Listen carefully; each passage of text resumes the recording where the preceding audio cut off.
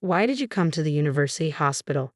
You can't seriously think a doctor can fix being uneducated and poor." Mike smirked, clearly amused with himself. I barely reacted, unimpressed by his arrogance. "That's none of your concern, Mike. You're always so aloof. But no matter how prestigious the hospital, they can't cure ignorance or poverty."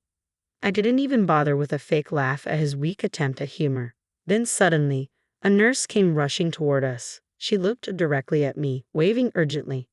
"Doctor, we have an emergency. The patient's unconscious and in critical condition. Please come quickly." My name is Jessica, and I'm the oldest of 4 siblings.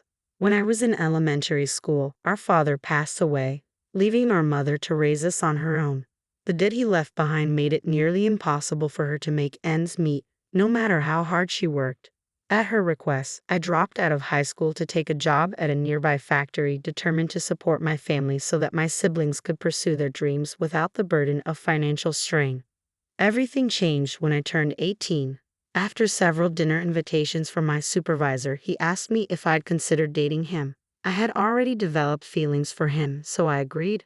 Our relationship blossomed, and 2 years later, on my 20th birthday, he proposed. I said yes, and we got married. His name was Mike. From the start, I was honest with Mike about not finishing high school. He'd assured me, education doesn't matter when you love someone. He always tried to create a relationship based on honesty and equality. Even though he was several years older, he never treated me condescendingly and genuinely valued me. But over time, that seemed to change. His attitude toward me shifted, and he began to look down on me.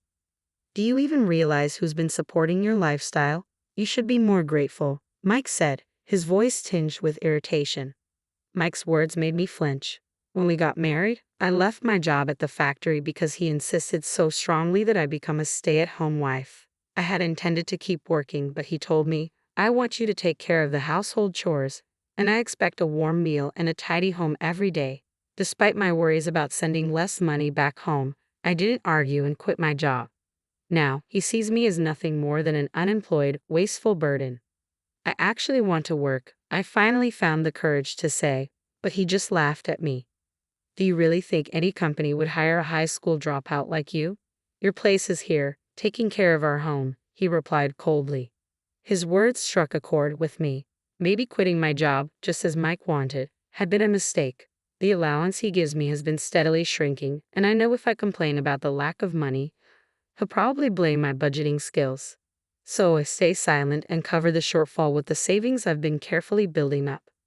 As I watched him relax with a drink, the thought of divorce began to creep into my mind. I'm still young. I could end this marriage, start fresh with someone else, and even have children. Mike likely hasn't noticed the depth of my distress, assuming I'm just a selfish, shallow woman. While I wrestled with these cold thoughts and feelings, I found myself trapped in contemplation, the dwindling savings, Mike's growing disdain, and the increasingly tense atmosphere between us. Determined to change our situation, I repeatedly tried to start a conversation with Mike. However, he always managed to find an excuse, claiming he was too tired or had other plans, evading any meaningful discussion. To make things worse, he even told me, "I don't want to talk to someone with such a low educational background." I was at my breaking point. One evening, after cleaning up from dinner, I finally resolved to share my decision with him. The next step was to tell him I wanted a divorce. With my lips dry from nervousness and mustering every ounce of courage, I approached him while he was absorbed in the TV. "Hey, there's something I need to discuss." Hearing the tension in my voice, Mike looked up from his spot with an indifferent expression. I held out the court document and our lawyer's letter, meeting his gaze directly. "I think it would be best if we got a divorce," I said firmly. A deep frown formed on his face. I braced myself for a shouting match, but instead of an outburst, he merely stared at me in silence. I could see his fists clenching and his face turning red with anger. Despite his fury, he held back and didn't let his emotions get the better of him. After a long, tense pause, he finally muttered in a barely audible voice, "Someone with your level of education." His fists clenched even tighter, and his eyes burned with resentment as he glared at me. I instinctively took a step back from his chilling gaze. "You think you have the right to challenge me? With just a high school diploma? You think you can suggest a divorce to your husband?" he shouted, his voice dripping with rage. But I had no intention of backing down. I had endured so much hurt from Mike already. Fighting back tears, I held his gaze steadily. The intensity of my stare seemed to momentarily unsettle him, a flicker of uncertainty crossing his face. Clutching the divorce papers tightly, I showed him my smartphone, where the screen displayed saved messages between him and a female coworker. Irrefutable evidence of his infidelity. It looks like you've been showering her with gifts even when you couldn't provide for our household. If I'm so unnecessary to you, then let's get a divorce. Free me from this situation. For the first time, my husband was at a loss for words. He clearly hadn't expected me to have evidence of his affair. Perhaps he thought I'd never discover it. Though he struggled to find a response, his attempt at a smirk was laced with sarcasm. Living with someone not so bright can be stressful. I need some occasional refreshment, he said, admitting to the affair with no hint of remorse, then turned back to the TV as if the conversation were over. The emptiness of his response was palpable. I swiftly moved to his side and turned off the TV, filling the room with silence. With his disgruntled gaze now fixed on me, I summoned all my strength to steady my trembling legs. I held out the divorce papers again. All you need to do is sign these, please, I'm begging you. Why is Mike so resistant to divorce? He despises me, claims to be miserable in our daily life, and yet he clings to the pretense of our marriage while being involved with another woman. Why won't he just leave? I can't make sense of it. If he believes I don't have the right to suggest a divorce, then he should be the one to propose it. I would do anything to distance myself from him. The fear of societal judgment for being served with divorce by my husband and even my own self-worth pale in comparison to my need to escape this situation. If you want a divorce so badly, my husband said with a sigh, picking the court documents in hand, then repay every cent of the living expenses I've covered so far. If you can manage that, I'll consider the divorce. That's absurd. It's impossible, right? After all, you're just an uneducated stay-at-home wife. Mike chuckled lowly, clearly amused. We've been married for 3 years, and during that time, the money he's given me for living expenses has, by even conservative estimates, totaled over $333,000. Although I haven't received much recently, repaying that amount from my savings alone is clearly out of the question. Most of the money went towards monthly rent and groceries, with nothing left for discretionary spending. Despite my efforts to save, I often had to dip into my savings. I couldn't accept his demand. Inside, I was in turmoil. He watched my confusion with a smug grin, and in that moment, a faint spark of determination ignited within me. I was resolved to prove him wrong, and my resolve became unwavering. 12 years later, I found myself standing in the lobby of a university hospital, feeling disoriented. It was my first visit to this facility, and I was lost amid the maze of corridors. The busy staff seemed oblivious to my plight, leaving me stranded. I kept consulting the rough map I held, desperately trying to figure out where I was and where I needed to go. Is that Jessica? I suddenly heard my name called from behind. Turning around in surprise, I saw a middle-aged man standing there. I felt a sense of familiarity, but I couldn't quite place him. I'm sorry, have we met before? I asked, feeling a bit embarrassed. The man sighed and looked at me with a hint of annoyance. Do high school dropouts also forget faces? I can't believe you've forgotten the man you used to be married to. As I studied his face more closely, memories began to resurface, bringing back his familiar, arrogant demeanor. Mike. The moment I said his name, my ex-husband settled into a seat in the lobby, looking quite satisfied. Why are you here at the university hospital? Mike asked with a smirk. Surely you don't think a doctor can fix being uneducated and poor. He seemed quite pleased with his own words and chuckled to himself. I remained unruffled by his smugness. It's none of your business, Mike. You're always so cold, he continued with a sneer. No matter how prestigious this hospital is, I don't think they can cure a lack of education or poverty. I couldn't even muster a polite laugh at his attempt at humor.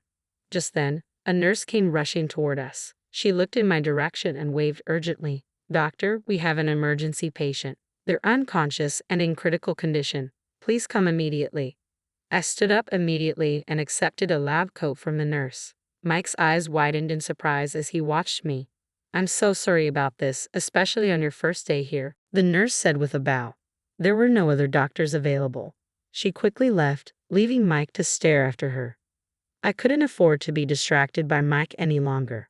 Not knowing what to do with the hospital brochure I was holding, I handed it to him. Seeing his shocked expression, I simply said, "I'm a doctor."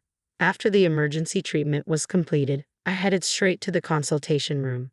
Wandering around the hospital on my own would only leave me disoriented. Even though it was still before my scheduled start time, I decided to begin my work on my first day of transfer. I reviewed the medical chart and was taken aback. As I entered the room, I saw Mike sitting in the examination chair. His expression mirrored my own shock, eyes widening in disbelief. According to the chart, Mike had heart problems and had been referred to this university hospital. I took a deep breath, refocused on my work, and proceeded with the examination. Mike, clearly unsettled, couldn't mask his displeasure. "Is there anything else you'd like to ask?" I inquired as I finished the examination. Mike murmured, "How did someone like you, a high school dropout, become a doctor?" A nurse working beside him looked at him in surprise. Not wanting to waste consultation time, I took a moment to reflect. "My father was a doctor," I began. Just to clarify, I didn't drop out of high school due to poor grades. Memories of my father came flooding back. He was often away, preoccupied with work, and much of his earnings went towards alcohol and nightlife, leading to significant debt. Despite his flaws, I owe a lot to him. His commitment to my education played a crucial role in my path. From a young age, I aspired to follow in his footsteps and never wavered in that dream. I excelled in my studies throughout elementary and middle school, and my mother always believed in me, saying, "Jessica will surely become a doctor." After my father's death and the need to start working right after middle school, my journey took a detour, but I kept learning diligently. I obtained my high school diploma and pursued medical school. "But there's no way you had the money to go to college." "My earnings were saved by my mom, and I also took advantage of scholarships," I replied. "Scholarships? For you?" His disbelief stunned a bit, but I quickly composed myself and met his gaze. "You used to mock me, calling me a middle school dropout and questioning my intelligence. That was just because you didn't know the whole story." Mike glared at me, his eyes filled with anger. As the nurse whispered that the consultation time was almost over, I turned to prepare the medical chart for the next patient, casting a final glance at Mike. "Regarding the living expenses you wanted me to repay, I can pay them back right now, even double if you prefer. My current income exceeds yours." Mike's face turned crimson, clearly struck by my words. His pride seemed deeply wounded, and his anger was palpable as he breathed heavily. Realizing this was a public consultation room with medical staff bustling around, he stood up abruptly with a loud thud. "Just wait, you failed, doctor. I'm filing a complaint." With that, Mike stormed out of the consultation room. I watched him leave and let out a heavy sigh. Despite my physical exhaustion, I felt a surprising sense of relief. It seemed Mike had initially sought treatment at another facility but was eventually referred to the university hospital where I work. With a scowl on his face, he had returned to see me. After our divorce, Mike's life had taken a nosedive. The female coworker with whom he'd had an affair had rejected him, and rumors about his infidelity and our breakup had spread throughout his company, leading to his resignation. The blow to his pride was compounded by being turned down by two women. His alcohol and cigarette consumption had increased, which he carelessly suggested might have contributed to his heart problems. He was scheduled for major surgery soon, and while I did feel a twinge of sympathy for him, I couldn't completely forget his behavior during our marriage. Regardless of my personal feelings, I remained professional and committed to providing him with the best medical care. Mike still comes to my clinic for regular checkups. At one point, he even asked if I would consider remarrying him, but I politely declined.